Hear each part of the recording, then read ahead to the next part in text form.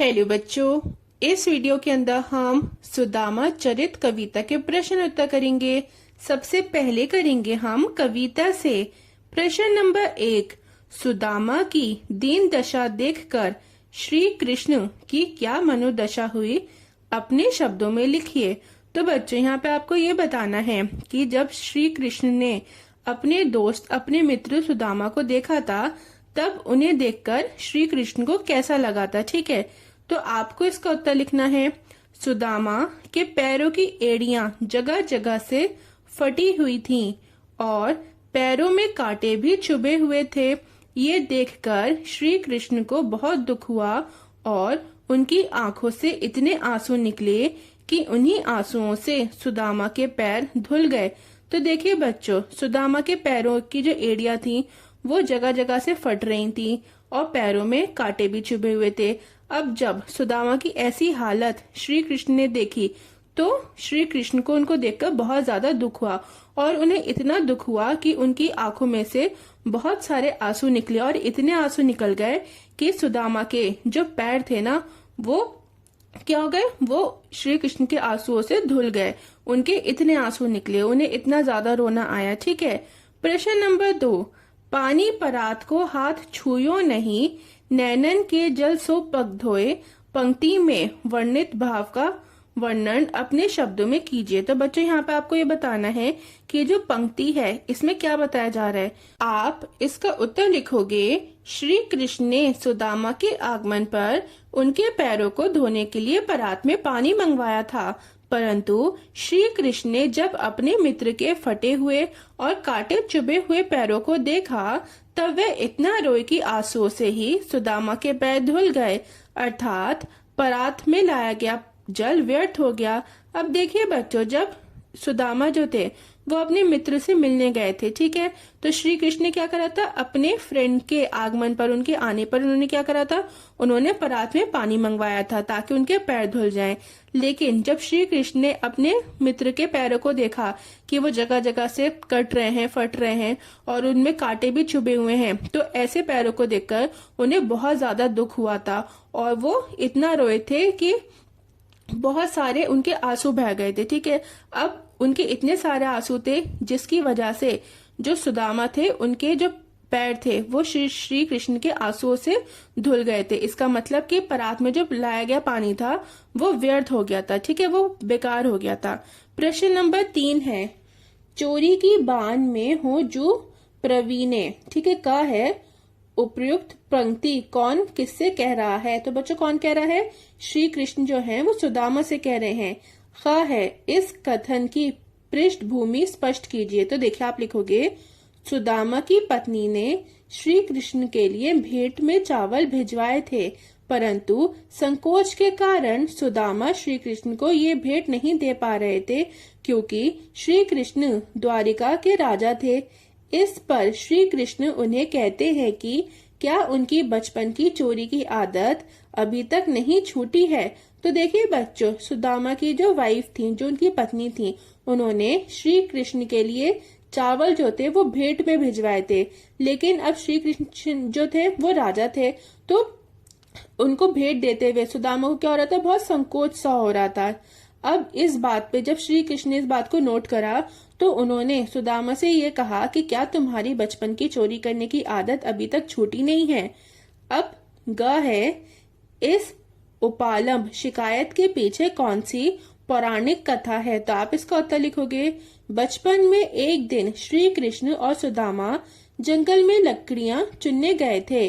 गुरु माता ने उन्हें रास्ते में खाने के लिए चने दिए थे और सुदामा ने श्री कृष्ण को बिना बताए चोरी से चने खा लिए थे। उसी चोरी की तुलना करते हुए श्री कृष्ण सुदामा को दोष देते हैं। तो देखिए बच्चों, क्या था कि बचपन में श्री कृष्ण और सुदामा ये दोनों जंगल में क्या करने गए थे, लकड़ियां चुनने गए थे और रास्ते के लिए गुरु माता ने खाने के लिए चने दिए थे। लेकिन सुदामा ने क्या करा था, उन्होंने श्री कृष्ण से बिना पूछे क्या करा, या उन्होंने बिना बताए कि गुरु माता ने चने दिए हैं, उन्होंने क्या करा, उन्होंने चनों को खा लिया था। अब है प्रश्न नंबर 4, द्वारका से खाली हाथ लौटते समय सुदामा मार्ग में क्या क्या सोचते जा रहे थे। वह कृष्ण के व्यवहार से क्यों खींच रहे थे? सुदामा के मन की दुविधा को अपने शब्दों में प्रकट कीजिए। तो बच्चों, खींच का मतलब होता है ऐसा गुस्सा, ऐसा क्रोध जो आपके मन में ही रहे। ठीक है, अब आपको ये बताना है कि द्वारका से खाली हाथ लौटते समय सुदामा रास्ते में क्या सोच रहे थे। ठीक है, और वो श्री कृष्ण के व्यवहार से क्यों खींच रहे थे, मतलब उन्हें श्री कृष्ण के व्यवहार से मन ही मन में गुस्सा क्यों आ रहा था। ठीक है, तो आप इसका उत्तर लिखोगे, सुदामा श्री कृष्ण द्वारा अपने प्रति किए गए व्यवहार के बारे में सोच रहे थे कि कैसे श्री कृष्ण उनके आने पर उठकर गले मिले थे और सुदामा को बहुत आदर भी दिया था। क्या सब दिखावटी था? वह श्री कृष्ण के व्यवहार से इसलिए खींच रहे थे क्योंकि उन्हें आशा थी कि श्री कृष्ण उन्हें धन दौलत देकर विदा करेंगे, परंतु उन्होंने चोरी की शिकायत करके सुदामा को खाली हाथी वापस भेज दिया। अब देखिए बच्चों, सुदामा जो थे जब वो रास्ते में खाली हाथ जा रहे थे, ठीक है, तो वो ये सोच रहे थे कि श्री कृष्ण ने उनके साथ क्या व्यवहार करा। उन्होंने पहले ये सोचा कि जब वो गए थे तो श्री कृष्ण खुशी से उठे थे और उठकर उन्होंने गले लगाया था। फिर वो ये सोच रहे थे कि क्या ये सब कुछ दिखावटी था। तो वो ऐसा क्यों सोच रहे थे कि सब कुछ दिखावटी था? तो वो इसलिए सोच रहे थे क्योंकि उन्होंने श्री कृष्ण से उन्होंने अपनी परेशानी जाहिर करी थी और उन्हें ये उम्मीद थी कि श्री कृष्ण जो थे वो क्या करेंगे, वो सुदामा को धन दौलत देकर वापस विदा करेंगे। अब जब उन्होंने ऐसा नहीं करा तो उसकी वजह से जो सुदामा थे वो श्री कृष्ण के व्यवहार से खींच रहे थे। ठीक है, अब प्रश्न नंबर 5। और देखिए बच्चों, श्री कृष्ण ने क्या करा था, उन्होंने सुदामा को खाली हाथ वापस भेज दिया था। अब प्रश्न नंबर 5 है, अपने गांव लौटकर जब सुदामा अपनी झोपड़ी नहीं खोज पाए तब उनके मन में क्या क्या विचार आए, कविता के आधार पर स्पष्ट कीजिए। तो आप इसका उत्तर लिखोगे, गांव लौटकर सुदामा अपनी झोपड़ी नहीं खोज पाए। उन्होंने देखा कि वहां द्वारका जैसे ही भव्य महल हैं, वैसा ही राज समाज है। इससे उन्हें लगने लगा कि वह कहीं भूलकर फिर से द्वारका ही तो लौट नहीं आए हैं। उनके मन में ये भी विचार आया कि वह शायद रास्ता भूल गए हैं। अब बच्चों, जब सुदामा अपने गांव वापस लौटकर गए थे, ठीक है, तो उन्होंने देखा कि वहां पे उनकी झोपड़ी नहीं थी। अब झोपड़ी नहीं थी तो क्या था, वहां पे बहुत भव्य महल थे, बड़े बड़े महल थे और वैसा ही राज समाज था, वैसी चीजें थी जैसी द्वारका में थी। अब जब उन्होंने ये देखा तो उन्हें ये लगने लगा कि कहीं वो वापस लौट के द्वारका ही तो नहीं आ गए, या फिर वो ये सोचने लगे कि कहीं मैं रास्ता तो नहीं भूल गया, मैं कहीं और तो नहीं पहुंच गया।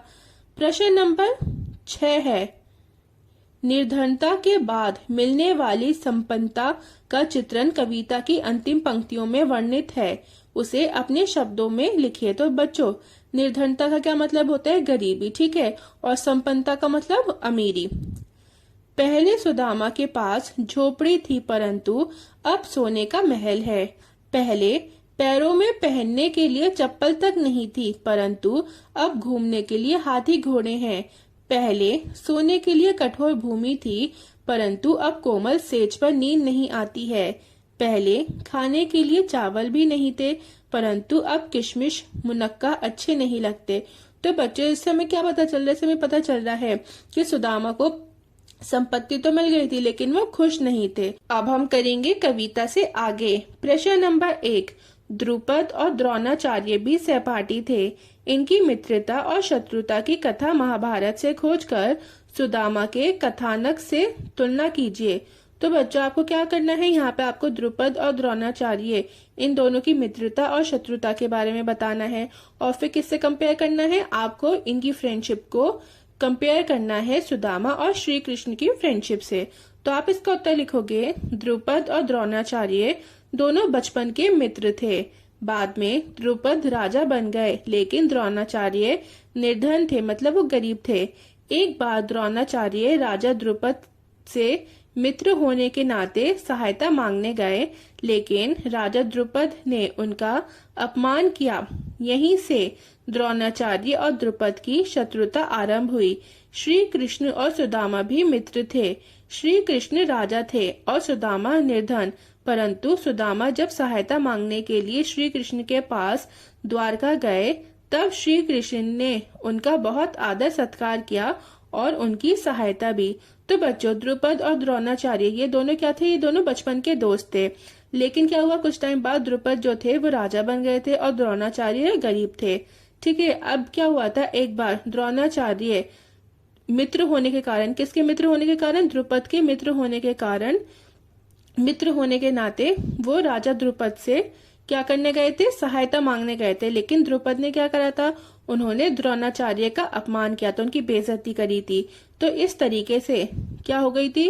द्रुपद और द्रोणाचार्य की दोनों की दुश्मनी शुरू हो गई थी। अब आप दूसरी जगह देखो कि श्री कृष्ण और सुदामा भी मित्र थे, बचपन के फ्रेंड्स थे। श्री कृष्ण क्या थे? वो राजा थे और सुदामा जो थे वो गरीब थे। लेकिन क्या हुआ था कि सुदामा जब श्री कृष्ण से सहायता मांगने के लिए गए थे तो श्री कृष्ण ने उनकी बहुत इज्जत भी करी थी, बहुत आदर सत्कार किया था और फिर उनकी सहायता भी करी थी। प्रश्न नंबर 2 है, उच्च पद पर पहुंचकर या अधिक समृद्ध होकर व्यक्ति अपने निर्धन माता पिता भाई बंधुओं से नजर फेरने लग जाता है। ऐसे लोगों के लिए सुदामा चरित कैसी चुनौती खड़ी करता है? लिखिए। तो आप इसका उत्तर लिखोगे, ऐसे लोगों को सुदामा चरित से शिक्षा ग्रहण करनी चाहिए कि मित्रता में कोई छोटा बड़ा अमीर गरीब नहीं होता। उच्च पद पर पहुंचकर हमें खुद को बड़ा नहीं समझना चाहिए, क्योंकि माता पिता भाई बंधु ही हमारे बुरे वक्त में हमारा साथ देते हैं। तो बच्चों, कोई भी अमीर गरीब नहीं होता, ठीक है, छोटा बड़ा नहीं होता। अगर हम उच्च पद पे पहुंच भी जाते हैं या हम बहुत ज्यादा अमीर भी हो जाते हैं, तब भी हमें क्या खुद को बड़ा नहीं मानना चाहिए, खुद में हमें ईगो नहीं लानी चाहिए, एटीट्यूड नहीं दिखाना चाहिए। क्यों? क्योंकि हमारे जो माता पिता हैं, भाई बंधु हैं, यही लोग हमारा बुरे वक्त में हमारा साथ दे रहे थे। ठीक है, अब है अनुमान और कल्पना। प्रश्न नंबर 1, अनुमान कीजिए, यदि आपका कोई अभिनव मित्र आपसे बहुत वर्षों बाद मिलने आए तो आपको कैसा अनुभव होगा? तो आप इसका उत्तर लिख सकते हो, यदि कोई अभिनव मित्र बहुत वर्षों के बाद मुझसे मिलने आएगा तो मुझे बहुत खुशी होगी। फिर है प्रश्न नंबर 2, कही रहीम संपत्ति सगे बनत बहु बहुरीत विपत्ति कसौटी जे कसे तई साचे मीत। इस दोहे में रहीम ने सच्चे मित्र की पहचान बताई है। इस दोहे से सुदामा चरित्र की समानता किस प्रकार दिखती है? लिखिए। आप इसका उत्तर लिखोगे, इस दोहे में रहीम जी ने कहा है कि हमारा सच्चा मित्र वही है जो विपत्ति की घड़ी में हमारा साथ दे। तो बच्चों, रहीम जी ने क्या कहा है? उन्होंने कहा है कि हमारा सच्चा मित्र, हमारा सच्चा दोस्त वही है जो हमारा बुरे वक्त में या जो हमारा परेशानी के टाइम में क्या करे? हमारा साथ दे। इस दोहे से सुदामा चरित्र की समानता इसलिए दिखती है क्योंकि श्री कृष्ण ने विपत्ति के समय अपने मित्र सुदामा की आर्थिक सहायता की थी। नेक्स्ट है भाषा की बात। प्रश्न नंबर 1, पानी परात को हाथ छूयो नहीं, नैनन के जल 100 पग धोए। ऊपर लिखी गई पंक्ति को ध्यान से पढ़िए। इसमें बात को बहुत अधिक बढ़ा चढ़ाकर चित्रित किया गया है। जब किसी बात को इतना बढ़ा चढ़ाकर प्रस्तुत किया जाता है तो वहाँ पर अतिशयोक्ति अलंकार होता है। आप भी कविता में से एक अतिशयोक्ति अलंकार का उदाहरण छांटिए। तो बच्चों, जब हम बात को बहुत बढ़ा चढ़ाकर बताते हैं ना, तो उसको हम क्या कहते हैं? उसको हम अतिशयोक्ति अलंकार कहते हैं। आपको क्या करना है? आपको कविता में से एक अतिशयोक्ति अलंकार ढूंढकर लिखना है। तो हम लिखेंगे, के वह टूटी सी छानी हती कहाँ कंचन के अब धाम सुहावत। तो ये क्या है? ये अतिशयोक्ति अलंकार है। देखिए, टूटी सी झोपड़ी के स्थान पर अचानक कंचन के महल का होना अतिशयोक्ति है। ठीक है, मतलब हम क्या कह रहे हैं? हम यहाँ पे बढ़ा चढ़ा के बात को कह रहे हैं। अब आपके इस पार्ट के प्रश्न उत्तर खत्म होते हैं। अगर आपको वीडियो अच्छी लगी हो, पसंद आई हो, तो प्लीज बच्चों वीडियो को लाइक और चैनल को सब्सक्राइब कर दें और बेल आइकन को भी प्रेस कर दीजिएगा, ताकि जब भी मैं कोई न्यू वीडियो अपलोड करूं तो आपको उसका नोटिफिकेशन मिल जाए।